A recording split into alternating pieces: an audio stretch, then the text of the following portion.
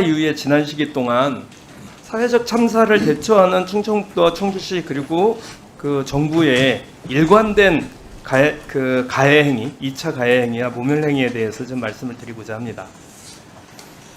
저희 보시면 그 분향소를 저는 도의원을 8년을 했었습니다. 청주시청 대회의실보다 저렇게 좁은 분향소를 쓰는 거를 처음 봤습니다.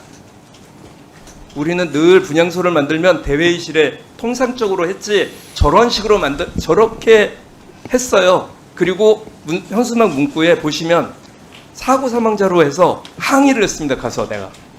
그래서 참사 희생자로 제가 했다는 게 아니라 유가족들이 항의해가지고 참사 희생자로 바꿨습니다. 그 다음 거 보시면요. 사실구제 있기 전에 23년 7월 21일 동아일보에 그거 오송 현장에 갔다고 상황 바뀐 건 없다고 충북지사 말씀하셨습니다. 저 때 전후해가지고 한 번 그 희생자 가족들을 만납니다. 그리고 3번을 만나셨다고 하는데 저 때 한 번 만나고 그리고 그 다음에 탄핵이 이루어진 이후에 12월 달에 만나십니다. 그리고 3번째 만난 거는 대통령이 이재명 대통령으로 바뀌고 나서 오송 참사 현장 가셨을 때 또 갑니다. 이렇게 3번 가셨습니다. 그리고 49째 날 새벽에 시민분향소를 기습 철거를 합니다. 그리고 기습 철거한 것도 모자라서 여기에 철거를 막고 항의하던 그 활동가를 기소합니다. 검찰이 기소를 해서 50만 원을 법원에서 50만 원 정도로 그냥 약식 기소로 처리를 하려고 하니까 검찰에서는 다시 재항고를 해서 현재 항고 중입니다. 그리고 23년 그 10월 달에 그대로 그 분향소가 있었는데도 불구하고 김건희 씨가 청주를 방문합니다. 그래서 조롱하듯이 청주 그 동물원을 방문해서 먹이를 주고 옵니다. 그리고 이곳에 대해서는 이런 방구하지도 않습니다. 전체적인 분위기는 이러한 상황에서 2023년 10월 25일 날 호우 피해 관련 재난심리 치료비 지원 안내라고 그제서야 오는데 1인당 100만 원 이내 의료비 지원한다고 이렇게 왔습니다. 여기에 대해서 또 비판하자 이 내용을 삭제를 했고 이 내용에 이 사회적 참사의 오송 참사는 생존자들이 있다는 말씀 거듭 드렸습니다. 이분들은 아예 이 안에서 배제되어 있습니다. 그리고 2024년 7월 10일 또 본인 동의 없는 개인의료정보 무단 유출을 합니다. 그리고 2025년 7월 14일 날 6월 달에 한 번 김용환 도지사가 대통령이 오셨을 때 그때 유가족들을 만나서 2주기 추모 기간을 하겠다고 하시고 그리고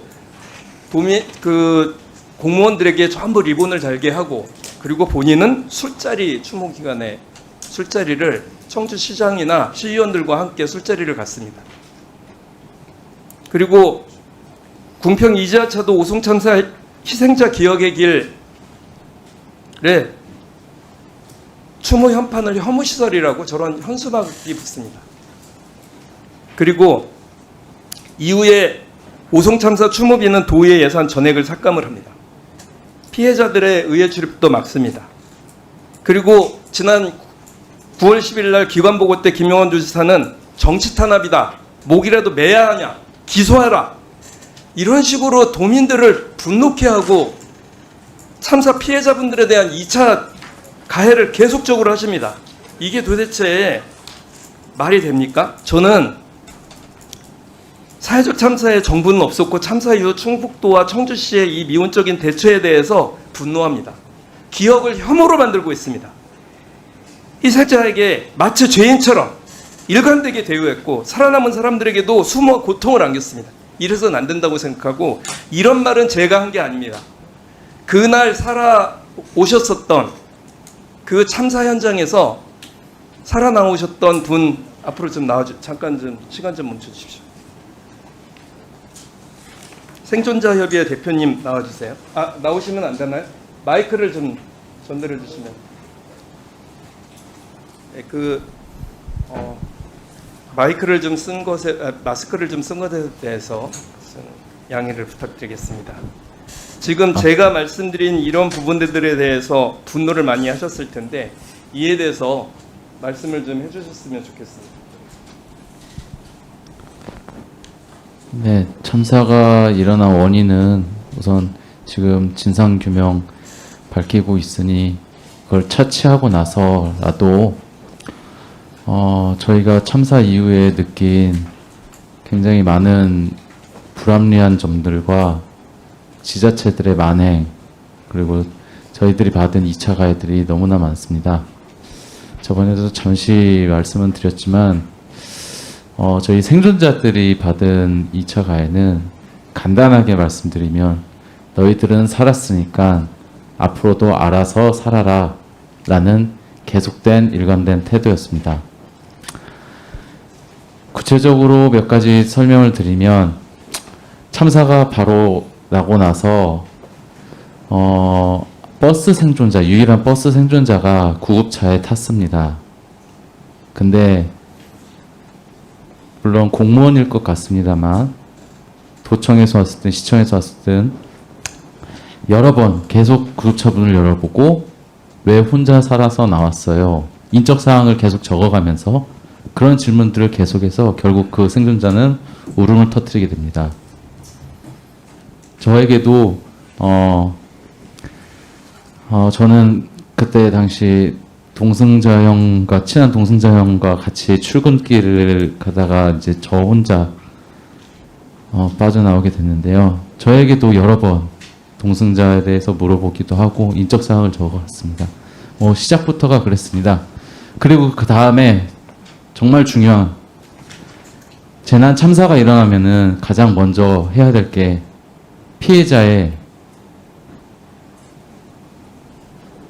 피해자의 그 조사입니다. 사망자가 몇 명이고 희생자가 몇 명이고 또 부상자가 몇 명인지. 하지만 7월 15일 참사가 일어난 이후에 충청북도는 8월 말까지도 저희들의 숫자조차 틀리게 파악하고 있었습니다. 그리고 시청은 10월 6일까지 똑같이 도청과 틀리게 알고 있었습니다. 도청과 시청이 서로 공유를 안 하고 있다는 것도 알 수 있었고 저희들을 그냥 아까 말씀드렸듯이 너희들은 살았으니 알아서 살아가라 라는 태도로 일관되었다는 것을 알 수 있습니다. 또 한 가지 마지막으로 아까 의료비 지원해 주는 데에서 말씀하셨는데요. 정신과 진료라는 게 받아보신 분들은 아실 겁니다. 그 정신과 진료는 우선 예약하기조차 힘듭니다. 그리고 정신과 진료는 그 건강보험공단에 등록이 돼서 치료를 받으려면은 나중에 학업이나 취업, 입학에 불이익을 받을까봐 비급여로 치료를 받는 환자들이 많습니다. 저희 생존자 가족 중에도 그럴까봐 치료를 못 받으신 분도 계십니다. 그리고 정신과는 자녀가 치료를 받아도 그 상담 내용은 부모한테도 안 알려주는 그렇게 예민한 의료 기록입니다.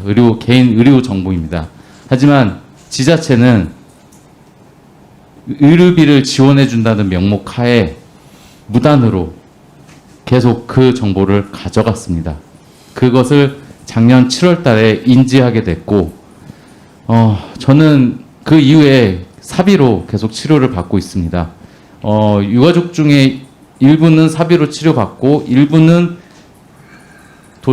지자체가 쓰라고 한 동의서를 작성하고 지원을 받고 있는 걸로 알고 있습니다. 아까 서범수 의원님께서 말씀하셨듯이 의료비 사용 내역이 반에 반도 안 된다고 말씀하셨는데 그 이유가 바로 그런 것입니다.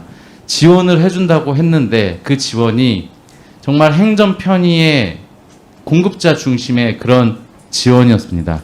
정신과를 가면요. 약 위주로 처방을 해서 그 약이 부작용이 굉장히 심합니다. 아침에 일어나서 운전하는 데 있어서 사고가 날 수도 있습니다. 그래서 그 약을 안 드시는 분도 계시고요.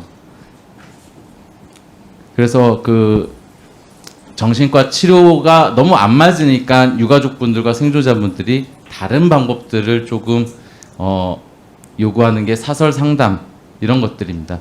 하지만 저는 원칙적인 치료가 가장 중요하다고 생각합니다. 어떤 병, 외상이든 내상이든 마음의 병이든 원칙적인 진단을 먼저 해야 된다고 생각합니다. 진단 이후에 다른 방법들을 치료를 해야 된다고 생각합니다. 이 점은 꼭 관철시켜 주시기 바랍니다. 예, 수고하셨습니다. 지사님 잘 들으셨죠? 네, 잘 이런 들었습니다. 부분은 바로바로 조치를 좀 해주셔야 안 되겠어요? 그렇게 하겠습니다. 예, 알겠습니다. 예, 양분함.